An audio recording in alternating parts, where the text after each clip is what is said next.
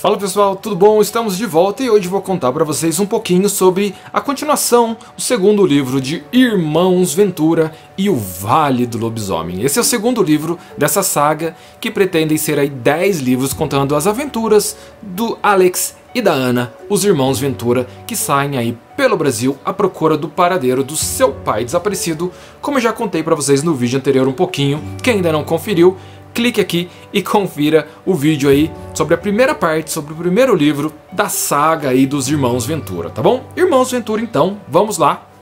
Uma série de livros, né? Pretendo escrever 10 livros sobre as aventuras desses dois irmãos, né?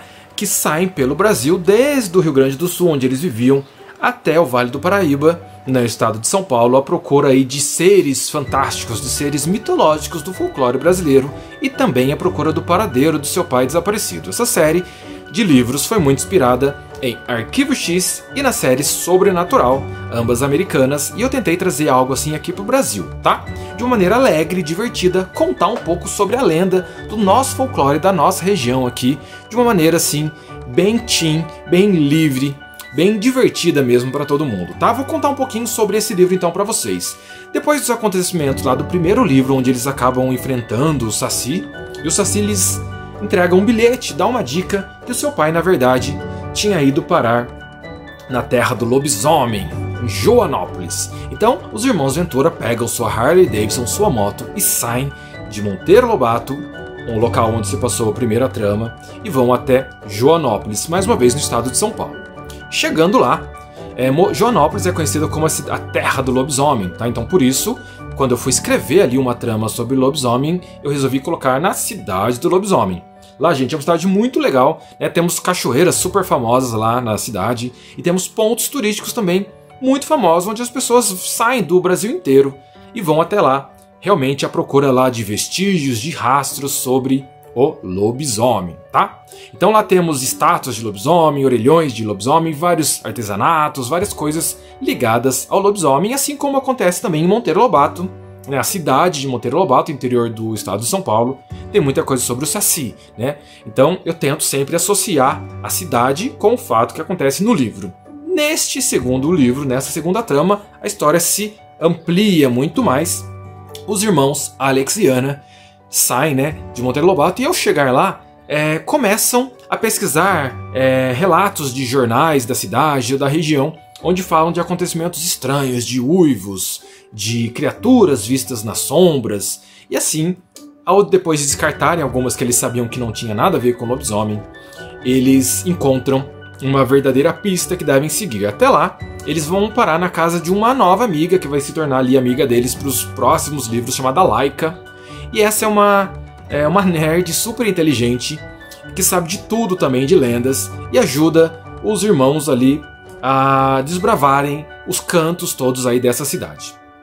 Porém, eles sentem um clima também de suspense no ar ali. Quando eles estão no restaurante, sempre tem alguém olhando com um olhar desconfiado para eles e tudo mais. Então eles se sentem incomodados nessa segunda aventura, como se tivesse algo estranho, como se os habitantes ali da cidade escondessem algum segredo, tá? Não todos, é claro, tá? Mas tem olhares assim misteriosos.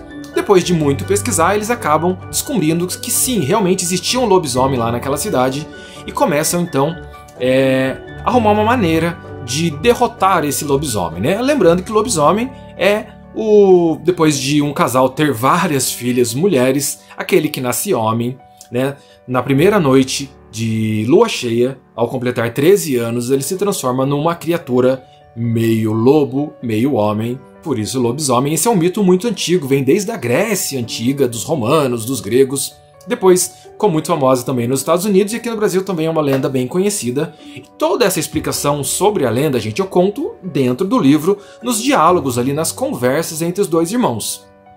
Que o lobisomem, por exemplo, pode ser capturado com balas de prata, ou é preciso do fumo, né, de uma corda ali de fumo. Tem várias explicações que vão sendo dadas, não por mim, não pelo narrador, mas pelos próprios irmãos, pelos próprios personagens, que, de acordo com a trama, do desenrolar de toda a história, nas suas conversas assim informais, acabam informando ao público, né, ao leitor, tudo sobre o lobisomem, isso que eu acho bem legal, isso que eu tentei passar para todos vocês aí que já leram Irmãos Ventura nas Terras do Lobisomem, ou vocês que ainda não leram e procuram ler no Vale do Lobisomem, uma brincadeira com o Vale do Paraíba, né, região aqui em que eu vivo, tá bom?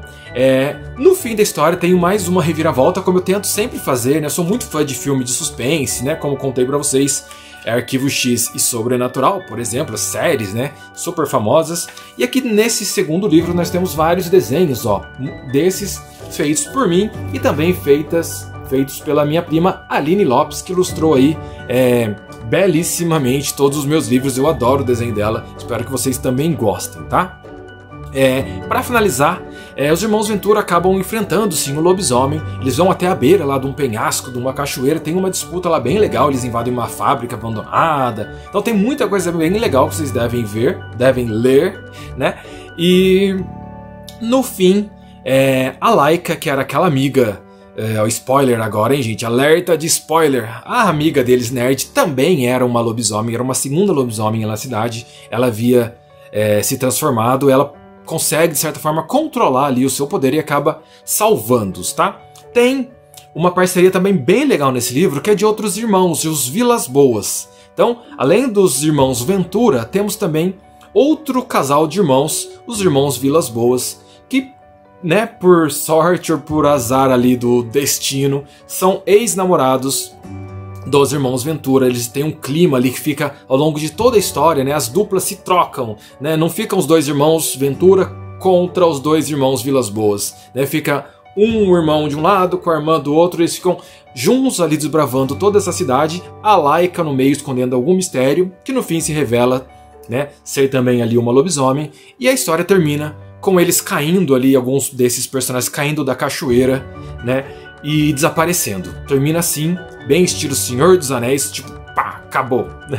E, ao mesmo tempo, eles descobrem uma pista super importante sobre o paradeiro do pai, né, que já havia passado por ali, porém não estava mais naquela cidade, e sim havia partido para Jacareí, que é o tema, né, da próxima criatura, do próximo ser folclórico aí, que eu vou falar no próximo vídeo para vocês, o Corpo Seco, tá bom? Então, muito obrigado, gente, valeu, espero mesmo que vocês tenham gostado. Então eu volto logo aí para contar a terceira parte, um pouquinho da terceira parte de Irmãos Ventura, quando eles vão enfrentar o terrível Corpo Seco.